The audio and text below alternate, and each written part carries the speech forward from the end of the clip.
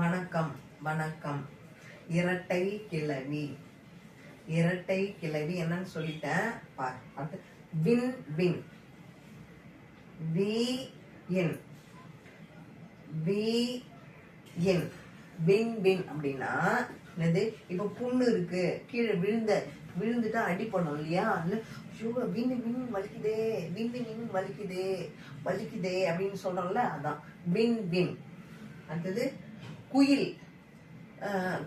குயில் பறவை வந்து இப்படி கத்தும், நம்மளாம் பேசுறோம்ல, அது அதே மாதிரி அது வந்து கத்துறத கூ கூ அப்படின்னு சொல்லுவோம்.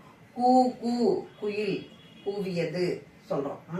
பறவை குயில் அது எப்படி கத்துது? கூ கூ கூ கூ கூ கூ கூ கூ. அடுத்தது இது என்னது? குடு குடு.